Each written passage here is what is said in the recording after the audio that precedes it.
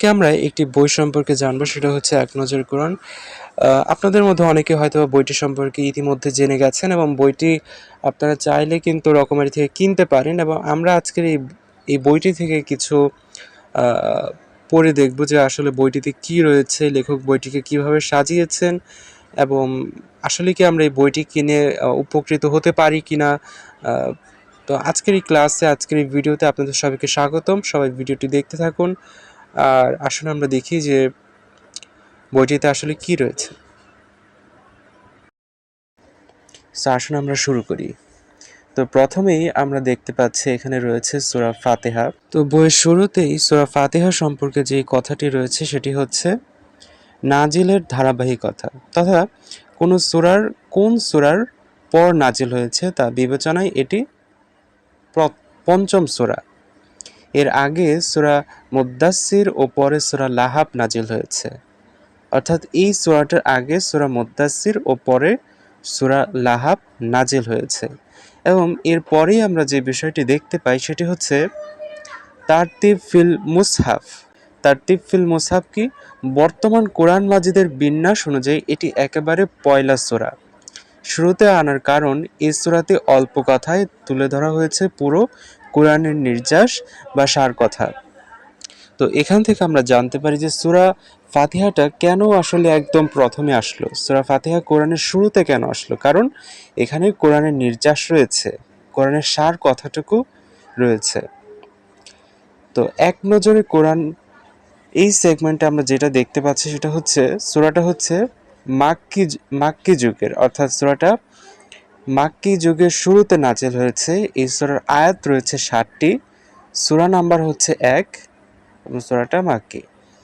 ফাতিহাতুল কিতাব বলা হয় এই সূরাকে, উম্মুল কোরআন বলা হয় এই সূরাকে, আস-সাবউল মাসানি, এই তিনটা নাম লেখক নিয়ে এসেছেন যে এই সূরাকে এই নামগুলোতেও বলা হয়ে থাকে, বা এই সূরাটা এই নামগুলোতেও পরিচিত। ফাতিহা মানে শুরু, সূচনা, ভূমিকা। তাহলে ফাতিহা শব্দটার মানে হচ্ছে শুরু, সূচনা, ভূমিকা। সূরা ফাতিহার 3টি নাম আছে। ফাতিহাতুল কিতাব বা কোরআনের সূচনা, কেননা কোরআন মাজিদ শুরুই হয়েছে এই সূরা দিয়ে। উম্মুল কোরআন বা কোরআনের মূল, কেননা গোটা কোরআনের মূল মেসেজ এতে অল্প কথায় জায়গা পেয়েছে। আর 3 আস-সাবউল মাসানি বা বারবার পাঠ করার 60টি আয়াত, কেননা সূরা ফাতিহার 60টি আয়াত আছে যেগুলো প্রতি নামাজে বারবার পড়তে হয়। সো এখানে আমরা দেখতে পেলাম যে লেখক এই 3টি যেই শব্দের অর্থ রয়েছে, ফাতিহাতুল কিতাব, উম্মুল কোরআন, আস-সাবুল মাসানি, 3টার অর্থ রয়েছে, এবং এগুলোকে নিয়ে তিনি কিছু ব্যাখ্যা করেছেন। এখন সূরার শুরু শেষ সম্পর্ক, এবং এটা আশা করি খুবই উপকার দেবে যারা কিনা পাঠক রয়েছেন তাদের জন্য, যে সূরার শুরু শেষ সম্পর্কে কিছুটা জেনে নেওয়া, যে সূরার শুরুতে এবং শেষে কি বলা হচ্ছে। তো সূরার শুরুতে রব হিসেবে আল্লাহ তার কাজ বা দায়িত্বের কথা জানিয়েছেন, সেটা হলো বিশ্বজগৎ পরিচালনা করা ও বান্দার প্রয়োজন মেটানো। আর শেষে আব্দ বা বান্দা হিসেবে আমাদের দায়িত্ব ও কাজের কথা মনে করিয়ে দিয়েছেন, তা হলো কেবল তারই দাসত্ব করা। অন্য সূরার সঙ্গে সম্পর্ক, সূরা ফাতিহার সঙ্গে অন্য সূরার সম্পর্ক। সূরা ফাতিহার সম্পর্ক বিশেষ কোনো সূরার সঙ্গে নয়, বরং কোরআনের সবগুলো সূরার সঙ্গেই এর কিছু না কিছু সম্পর্ক আছে। মূলত সূরা ফাতিহার পর বাকি যে 113টি সূরা, সেগুলো সূরা ফাতিহারই বিস্তারিত ব্যাখ্যা। এজন্যই আমাদের সূরা ফাতিহার সঙ্গে অন্য যে কোনো সূরা মিলিয়ে পড়তে হয়। এখন আমরা জানবো যে শানে নজুলটা, এই সূরার শানে নজুল বা পটভূমি কি, এই সূরা পেছনের গল্পটা। কোরআন কিন্তু গতানুগতিক কোনো বই নয়। কোরআন হলো জীবনযাপনের প্রেসক্রিপশন। মানুষের এক এক দরকারে নেমে এসেছে এক সূরা। তো কোন দরকারে কি প্রেক্ষাপটে নাজিল হয়েছে এক একটা আয়াত, তার দলিল দস্তাবেজকেই বলে শানে নজুল। প্রায় সবগুলো তাফসির ঘেটেও সূরা ফাতিহার এরকম কোনো শানে নজুলের সন্ধান মেলেনি। বোঝাই যাচ্ছে সূরা ফাতিহা বিশেষ কোনো উপলক্ষ নিয়ে নাজিল হয়নি, ওটা বরং মহান রবের পক্ষ থেকে মুসলিম উম্মার জন্য এক বিস্ময়কর উপহার। তবে হ্যাঁ, সূরা ফাতিহা যখন নাজিল হয় তখনকার মক্কার চালচিত্র ঘাটাঘাটি করলে কিছু ব্যাপার বুঝতে পারা যায়। যেমন আহ, তখন পবিত্র কাবাঘরের আশেপাশে বিস্তর মূর্তি পূজা হতো। সূরা ফাতিহায় আল্লাহ শুনিয়ে দিলেন তাওহীদের মর্মস্পর্শী ঘোষণা যে আল্লাহ ছাড়া অন্য কারো ইবাদত চলবে না। মূর্তি তো দূরে থাক, অন্য কোনো বিশ্বাস বা মতবাদেরও পূজা করা যাবে না। আবার ইসলামের ছায়াতলে আসায় তখনকার মুশরিকরা মুসলিমদের উপর অকথ্য নির্যাতন চালাচ্ছিল। সূরা ফাতিহায় আল্লাহ শোনালেন সান্ত্বনার বাণী, একটু সবর করো, বিচার দিনে যার যা পাওনা সব মিটিয়ে দেওয়া হবে। আর শেষমেশে সরল পথ সরল পথ চাইতে বলার মাধ্যমে সমগ্র মুসলিম জাতিকে তিনি গেঁথে দিলেন একই সুতোয়। আমাদের তাই একটাই পরিচয়, প্রত্যেকে সরল পথের অনুসারী, ঐক্যবদ্ধ এক জাতি।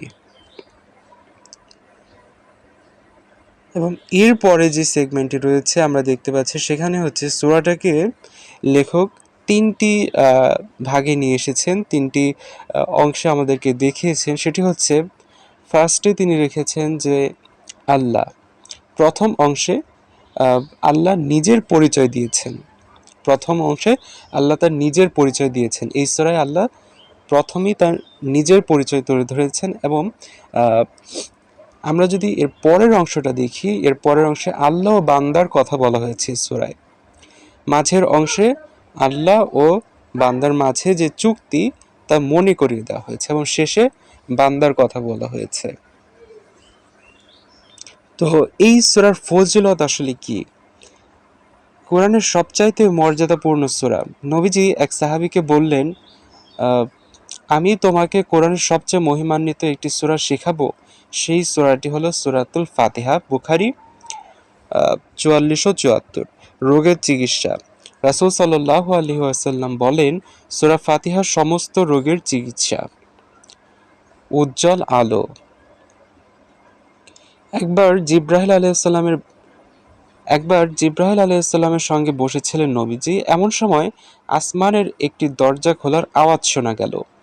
এ দরজাটি এর আগে কখনো খোলা হয়নি। তখন ওটা দিয়ে নেমে এলেন এক ফেরেশতা।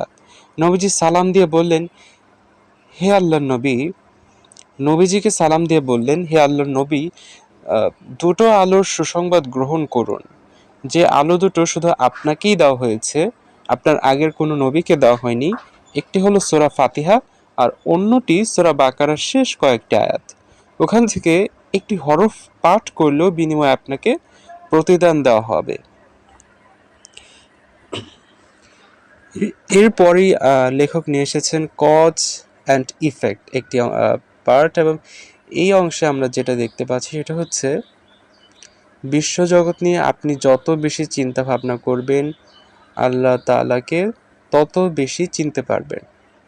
গতিপথ, আল্লাহর ক্ষমতা ও অনুগ্রহের স্বীকৃতি। আল্লাহ বিশ্বজগতের আধিপত্য, রাজাধিরাজ, এই বিশেষণ শুধু তার বেলাতেই সাজে। তবে অসীম ক্ষমতার অধিকারী হলেও তিনি তার বান্দাদের বেলায় ভীষণ দয়াবান, প্রশংসা কেবল তারই। ২. বিচার দিবসের সত্যায়ন।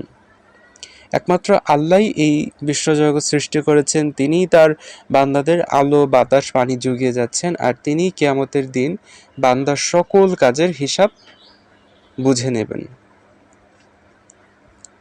৩. দাসত্বের ঘোষণা ও সাহায্য প্রার্থনা।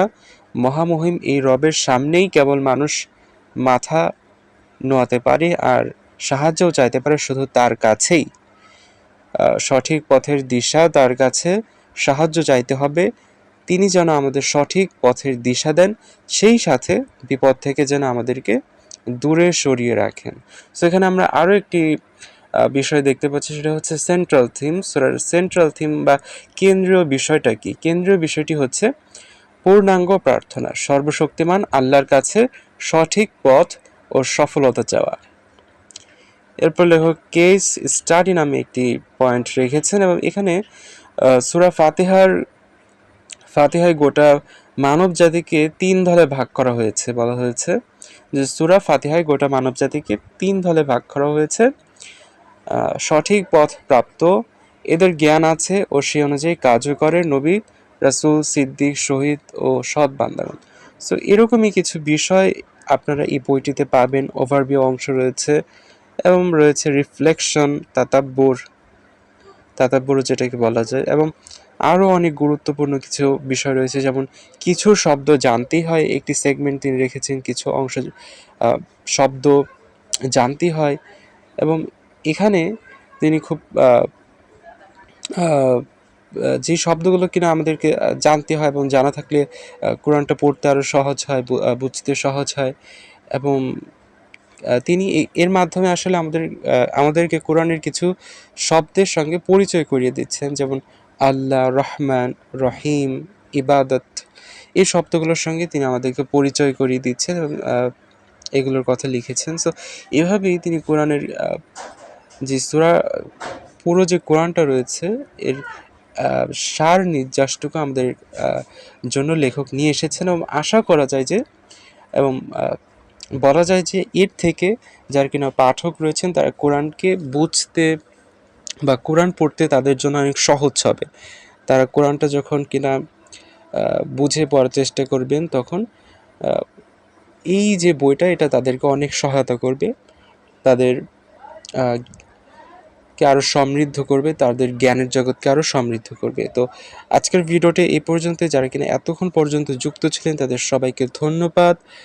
ভিডিওটা দেখুন, আপনার পরিবার, বন্ধুবান্ধব তাদের কাছেও শেয়ার করুন, তারাও যাতে এই বইটার ব্যাপারে জানতে পারে, বইতে কী রয়েছে এ সম্পর্কে জানতে পারে। এবং আশা করা যায় যে এই বইটা একটা ভালো ইম্প্যাক্ট ফেলবে পাঠকদের কাছে। এবং আজকের ভিডিও এই পর্যন্ত। সবাই ভালো থাকবেন, সুন্দর থাকবেন, সুস্থ থাকবেন। আল্লাহ সবাইকে সুস্থ রাখুক, ভালো রাখুক। ইনশাআল্লাহ আবারও কোনো ভিডিওতে কথা হবে। আসসালামু আলাইকুম ওয়া রাহমাতুল্লাহি ওয়া বারাকাতুহু।